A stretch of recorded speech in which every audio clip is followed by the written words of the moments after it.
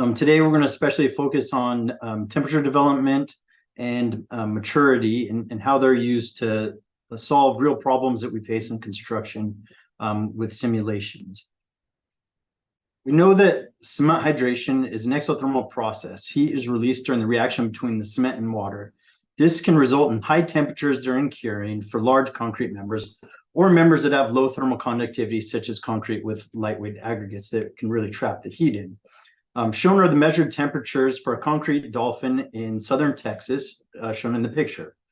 In this case, the concrete temperature increased and peaked between 2 and 3 days and started to cool, as you can see from the measured temperature data. The temperature at the top of the concrete, however, showed pretty rapid cooling at 3 days. We looked at the weather data from this concrete placement, and we found that there was a rainstorm that came through and rapidly cooled the concrete top surface in this case. When we looked and inspected the top of the concrete surface, we found cracking at the top surface in a radial pattern that was indicative of thermal shock. Thermal shock led to high stresses and cracking radially on the top of the concrete every day. Another issue that can occur with high temperatures is something called delayed etchant formation. It's something that can happen if your concrete reaches temperatures of 70 degrees Celsius or higher. Basically, this is a really bad reaction that can occur and cause significant expansion and cracking of the concrete. In order to predict the concrete temperature development or other properties of early ages, you need to understand how that reaction is affected by temperature. So look at mold growth, for instance. Anybody who's worked at a construction job trailer with a communal fridge likely knows about this. For every 10 degrees C increase in temperature, you get about a doubling of the reaction rate of these types of growths. Think about mold. So why do we put the food in the refrigerator? Does it stop the mold growth? No, it just slows it down. If you leave your food in the fridge long enough, eventually it's going to spoil and you're going to get that growth. Here's a plot of milk bacteria growth. And if we plot that temperature, you can see that as the temperature increases, we get this significant increase in the rate of hydration, or the rate of its growth. This looks pretty close to what we get with cement hydration reaction. We get that increase in the rate with temperature. And we see the same thing with not just strength, but we also see it with heat. So we need a transformation from time to some other value that is a temperature independent value to relate the properties and allow for prediction of them. Okay, so for us, for instance, we can look at compressive strength development here, for example. If we look at the compressive strength development, you can see how you get this difference in compressive strength development with the different temperatures. And we can relate these using this equation. The alpha T is a function that describes the property development that only depends on the degree of hydration or reaction. The G of alpha, it only describes the influence of the hydration progress on the property, and F of T only describes the influence of temperature on the property. So this allows us to decouple the hydration progress and the temperature. So we can separate these two. As the parameter alpha is typically a parameter from 0 to 1, we can relate this to other properties such as heat hydration or compressive strength by normalizing that value to its value if 100%, for instance, hydration were to occur, or the maximum compressive strength you would expect at time infinity, something like that. We can normalize that so that we can get it into a value of 0 to 1 also to be able to use this function and relate it to alpha T. Okay, so we need a way to transform this time and temperature to relate the property of interest, in this case, compressive strength, to a parameter that's independent temperature. This parameter is called maturity. The maturity method grew out of work really from steam curing in England in the 1940s and 50s. Interest in this method really took off after a building collapse. The building was under construction in Fairfax, Virginia in the 1970s, and it collapsed, killing 14 workers.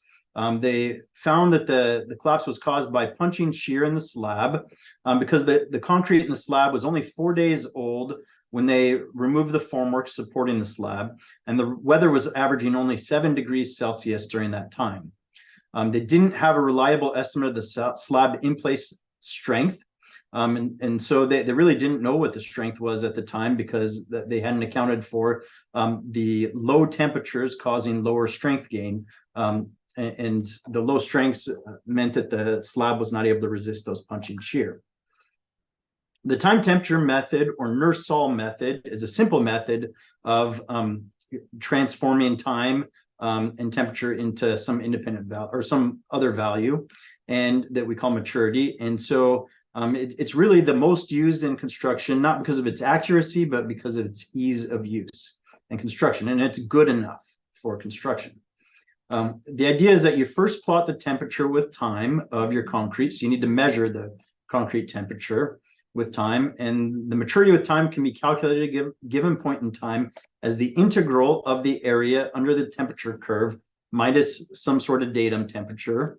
And it's commonly done using Riemann sums or rectangles with time intervals of a half hour or less to integrate the curves in a simple manner. If you then plot the compressive strength versus the maturity at the time the strength was measured instead of the time, then you can see that you get a common curve that's independent of the curing temperature used. This only works at early ages. It doesn't work for long-term properties. We'll talk about that in a minute why. But this is how the maturity method works. And we can then fit a curve to the strength maturity relationship that allows us to then predict what the strength will be if we know what that maturity is, independent of its temperature history. Okay, so we said that we have to use that datum temperature in our integration. And so how do we get this datum temperature? It's going to be mix dependent. So there's a procedure in ASTM C1074 that describes how to do the maturity method. And it tells you how to calculate this datum temperature. First, you test cube strengths for your material after curing them at 3 isothermal temperatures, representing the low, high, and average temperatures expected for your concrete with age. And you plot them and fit the equation shown for each set of strength data. Then you solve for the K, SU, and T some naught values in this equation to plot when you plot the temperature and strength. And you fit those 3 values for the best fit for each of the temperatures. Then you plot the K values, okay, versus the temperature of the isothermal bath, and then calculate the temperature where the straight line crosses the 0 to give you the datum temperature. That's your datum temperature that you use in your maturity method. Okay, so that's the Nursall method, which is the simpler method, but also more common method for using maturity. It's not as accurate, though. It doesn't take into account the effects of temperature as well as another method called the equivalent age maturity method. And the concept behind this is that when you're transforming the real age of the concrete to an age that it would take the concrete to achieve the same properties at the reference temperature. For example, if the reference temperature you're using is 20 degrees Celsius and it takes 10 hours to achieve 20 megapascal strength at 40 degrees Celsius, the equivalent age is the amount of time it would take the same concrete to achieve that 20 megapascal strength when cured at isothermally at 20 C. That's the equivalent age or age at the reference temperature to achieve equivalent properties. In calculating the equivalent age, you need a parameter called the apparent activation energy. This apparent activation energy is basically an empirical parameter that describes the temperature sensitivity of the property progress. We call it an apparent activation energy because it's an empirical parameter for the temperature sensitivity of property development, and it's a composite of multiple reactions that occur simultaneously. So we use that term apparent to differentiate it from apparent activation energy, or the activation energy that you might be familiar of in your chemistry. The Arrhenius equation assumes that the apparent activation energy is independent of temperature. There's some debate about whether the apparent activation energy should change with the degree of hydration, as the reactions that occur with time do change. For instance, early age reactions are dominated by C3A, C3S, later age by C2S or the pozzolanic reaction. But it's important to remember that this is an empirical parameter. And the equivalent age is the real time step used in the summation times an age conversion factor that accounts for the change in the chemical reaction rate at that temperature. Okay, so here's, for instance, the method that's used. We find this rate factor and then plot it against 1 over the absolute temperature at which the property was measured. And you plot these, you get a straight line fit between them. You calculate the negative of that slope, and the negative of the slope is your activation energy divided by the universal gas constant. Okay, so we can see here, here's the Q value is the activation energy divided by the universal gas constant. And if we look at the Arrhenius equation that's used, we see that what we end up with is we ended up with a time step. So this is done in summations, similar to the Nursall method. You break it up into time steps, and for each time step, you're going to multiply that time step by an age conversion factor that takes into account the increase in or decrease in the rate of reaction depending on the temperature. So for a high temperature, for example, 50 degrees C, you would have a high age conversion factor that's going to mean that your delta T is going to result in a higher equivalent age increase for that time step. So if your age conversion factor is 2 and your delta T is 10 minutes, then your change in your equivalent age over that time step would really be 20 minutes.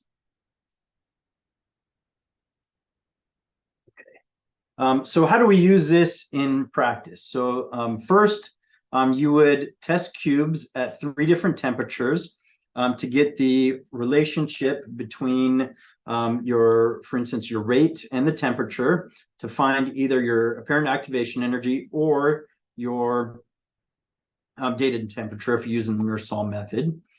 And then you would test cylinders for strength, compressive strength, at known temperatures. So you'd either cure them at known temperatures and measure their temperature development while they're curing, or in the field, you would measure their temperature development.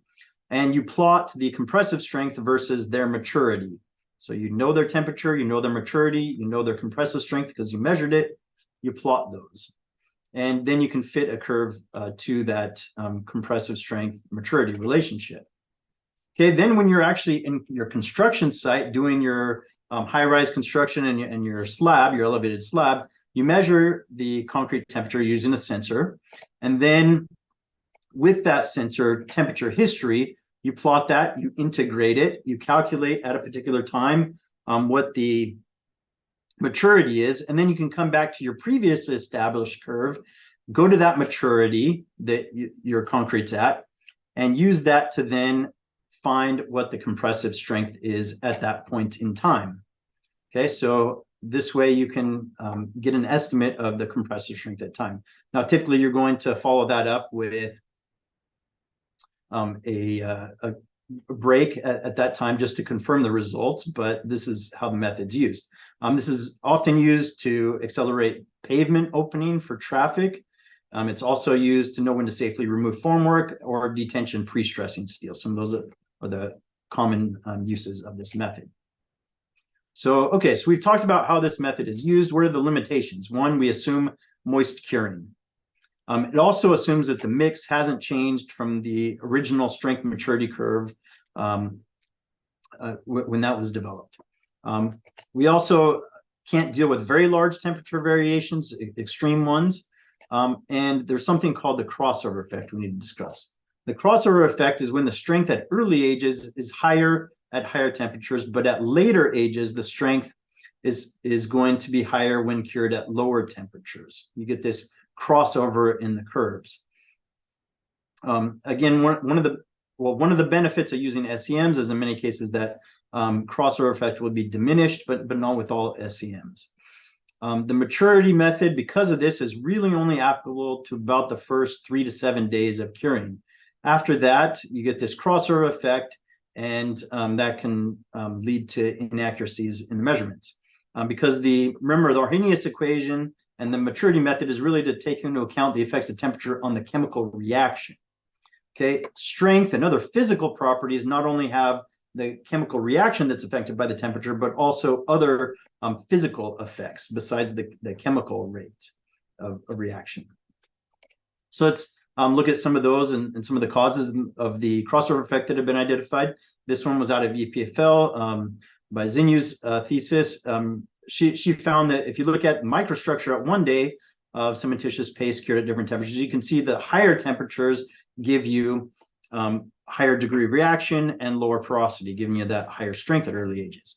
When you look at later ages, however, you can see that higher porosity at the higher temperatures.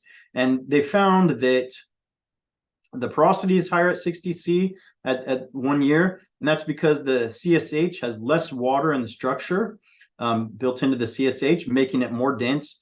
More dense means it fills less space, leaving more open space as porosity.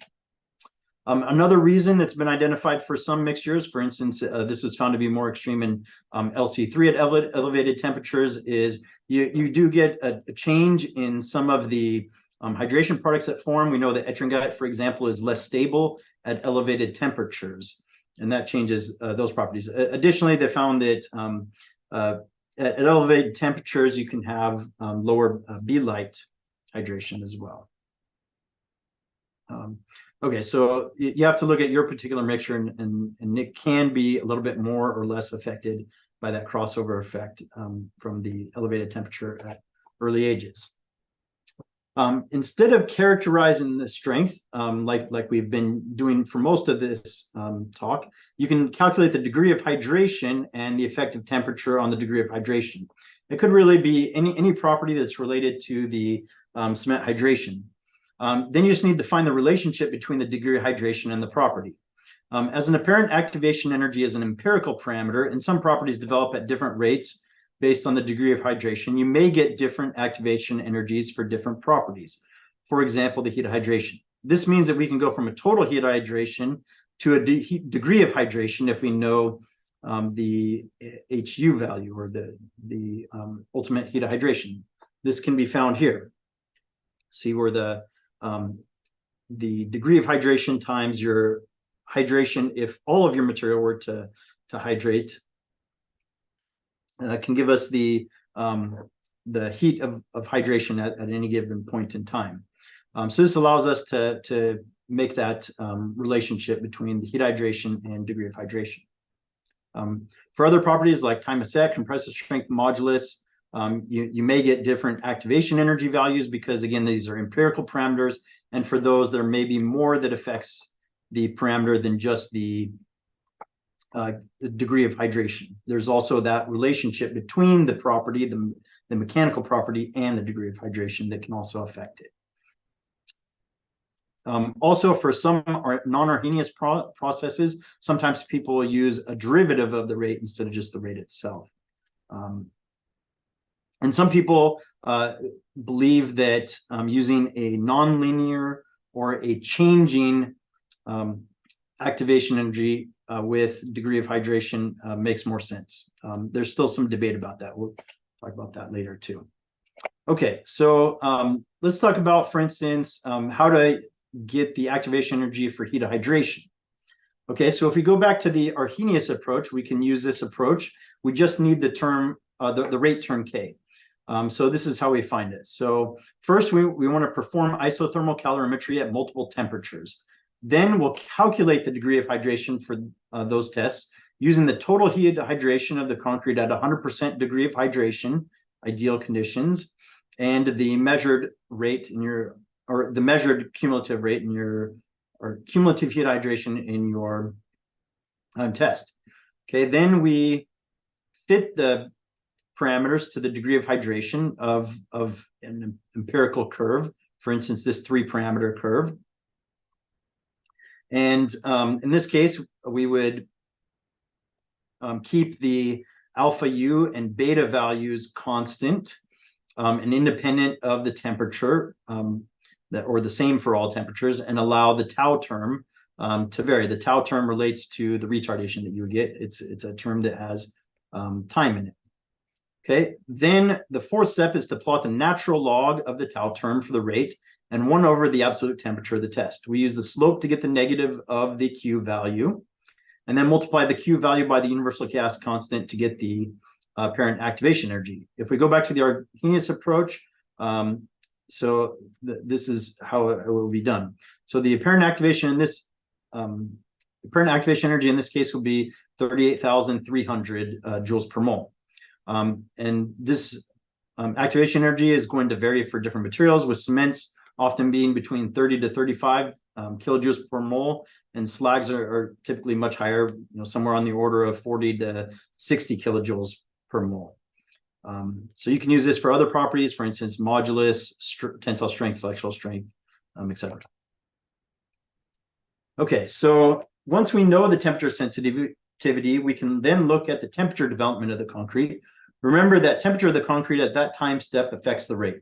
This is why the degree of hydration is based on the equivalent age that needs to reflect the current state of the concrete temperature. We can look at how the rate of heat release, Q sub H, of the concrete is modeled. If we take the heat of hydration as a function of the degree of hydration, the total heat released at 100% degree of hydration per unit mass of cement, and the amount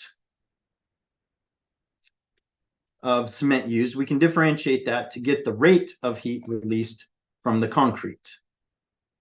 Okay, we get the total heat release amount from literature based on the composition and the known heat release of C3S, C2S, etc. from literature. We just discussed how to get the apparent activation energy for the heat. And then the other terms that we have, the alpha, tau, and beta for our concrete mixture, that fits the degree of hydration curve for your concrete under adiabatic conditions. We can get that from either adiabatic or semi-adiabatic calorimetry experiments. Okay, so now we have an equation that we can use to simulate the concrete heat release rate in temperature simulations. All right.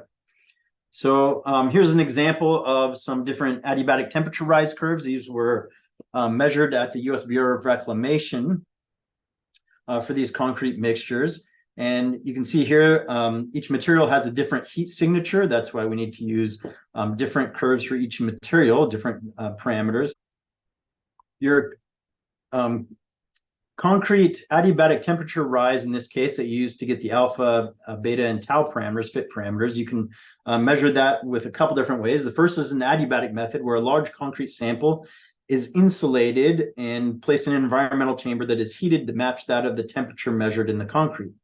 As the concrete heats up, the room heats up, eliminating or greatly reducing any temperature gradients and heat loss in the concrete. Another method is semi-adiabatic calorimetry. You can use large blocks that are well insulated, for instance, 1 meter cubed concrete blocks, and you measure the temperature in these. So temperature simulations are used to model the block temperature, and then you fit the adiabatic temperature rise curve of the concrete until your simulated temperatures match those of the measured ones. So you can basically fit that temperature rise curve. Another is semi-adiabatic calorimeter, which is where you have a concrete sample placed in a well-insulated box, and the concrete temperature is measured along with the heat loss from the concrete. The concrete temperature is then modeled until the concrete temperature in the sample, accounting for the heat generated by the concrete and lost by the heat flux measured, matches that measured in the concrete. Once you have the adiabatic temperature rise of the concrete, you can model the concrete temperature in finite element software using the heat diffusion equation shown. The first three terms are the heat conduction inside of the concrete or solids. You can see the heat generation term QH that we've just talked about and how we were able to get that previously. You can then, at the boundaries, you account for heat fluxes from the different boundary conditions, such as convection or cooling from the wind, radiation effects, etc. And then the last term on the right side of the equation is the change in temperature with time. Okay, so then in your finite element simulation, then you're going to use the heat diffusion equation to do the heat transfer analysis and determine how the weather and concrete heat of hydration interact in the concrete member. This gives the concrete temperature. So you're going to have the environmental cycle and the heat of hydration that are going to interact using the heat diffusion equation, and that's going to give you, with the heat transfer in the simulation, your concrete temperatures. Many concrete specifications require the concrete temperature difference in the mass concrete between the core and the near surface to be less than 20 degrees C, for example. Concrete during the initial curing is going to experience change in the temperature, develop modulus, and also experience some volume change, whether it be from autogenous shrinkage or thermal volume change. The thermal volume change can become stresses when restrained from changing that volume. The data shown on the right is a case of concrete in a rigid cracking frame where the concrete cured and was restrained during the curing in one dimension from changing the volume. As the concrete heated up, it wanted to expand, but was restrained from expanding. That forced it into compression. When it cooled, it went into tension. We see that the concrete undergoes stress relaxation that is very high at early ages. Stress relaxation is the phenomenon that happens, for instance, an analogy is guitar strings. The tension in the string relaxes in the steel, making you have to retighten the strings to get them in tune again. So the same thing happens to the concrete. The concrete will relax, relieving some of those stresses. There are many models out there for early age stress relaxation or creep, such as the B3 model, with modifications proposed to increase the stress relaxation at early ages. We do get very high stress relaxation at early ages. Remember that when modeling early age properties, you have to take into account the development with maturity and use maturity when calculating the parameters instead of time or age. When you look at the data shown for a one-dimensional concrete sample restrained during curing, the stresses during curing are 0 until the concrete reaches setting. This is because the modulus is 0, giving 0 stress. The coefficient of thermal expansion starts high and is dominated by the water before setting typically, and after setting comes to an equilibrium where little change is seen after day. So these are some of the parameters that you would typically need to use in trying to model this stress. And typically the way stress is modeled is you have the temperature development is first calculated. Oftentimes people use 2D plane simulations instead of 3D modeling to speed up the runtime. And they will then, while the thermomechanical equations are technically coupled, they'll stagger the thermomechanical analysis. That's typically done with one-dimensional coupling assumed in this analysis. So in this scenario, the temperature is modeled uncoupled or only coupled in one dimension from the stresses. And then the mechanical properties are then modeled using a maturity method based on the simulated temperatures. The temperature change and mechanical properties are used in an elastic stress analysis with stress relaxation then applied. And this can then give you stresses that you can use with the failure criteria, for instance, comparing to the tensile strength ratio to give you whether you expect cracking to occur or not. Okay, so this is a general outline of how stress calculations are done for concrete. This is this is a study we did for the Florida Department of Transportation to examine how match cast segmental members behave during construction. In these cases, concrete bridge segments are used as the form for the adjoining face of the next segment to make sure that you have a tight fit at when you join them up and post-tension them together. When the concrete heats up during curing, some of that heat is transferred to the hardened concrete. Because that side heats up more than the far side, the temperature gradient causes a strain gradient and bending of the hardened concrete. Even though the match cast segment started off straight, it bends because of that heat applied to one side from the heat hydration of the new segment. During cooling, however, the match cast concrete is going to cool and it's going to go back to its previous undeformed shape. The new concrete, however, will have its shape permanently different because the concrete that served as a form on one side was deformed during curing. Your mold on the other side doesn't deform, and so you end up having differences in the width of your member in the center and in the end. This gap that can be formed because of that differences in width can cause you problems because when you post-tension these members together, the gaps are additive, leaving a large gap for the final sections in the midspan. This would need to be filled in and it can be a large durability problem. It also causes the stresses in the member to be non-uniform from the post-tension and across the interface. So that can also cause issues with your bridge. So we did a study, and we used the finite element modeling to examine the factors that led to this issue, and modeled segment temperature and deformation during curing in 3 dimensions to try to come up with some recommendations for the Department of Transportation, just to be able to know when are the cases where you're going to be at higher risk of this type of Boeing type of deformation. So they know when they need to do further analysis or when they don't need to worry about it. So the first thing we want to do, so this is the part I want to talk about, we use these methods to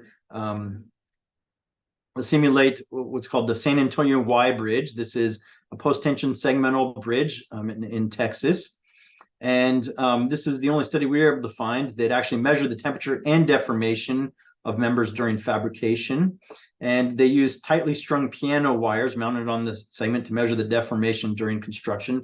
So they would look at the piano wires against a scale, and they would measure the basically to about the nearest millimeter the deformation that occurred. And by doing this, we're able to get quite good fits to the temperature and the deformation, and come up with recommendations. And found that really, if your width to length ratio is less than 6, then your length to your width to length ratio of your members is less than 6, you don't really need to worry about this issue. And also came up with recommendations on when other parameters such as coefficient of thermal expansion, your heat hydration, et cetera, are such that you need to be concerned. So just in summary, cement hydration is a temperature-dependent process. Maturity can be used to account for its effects on hydration rate and strength development at early ages, not later term ages, however. So the equivalent age maturity concept applies the Arrhenius concept of activation energy and performs better than the time temperature method. And the maturity method really gives us power. It's a pretty powerful concept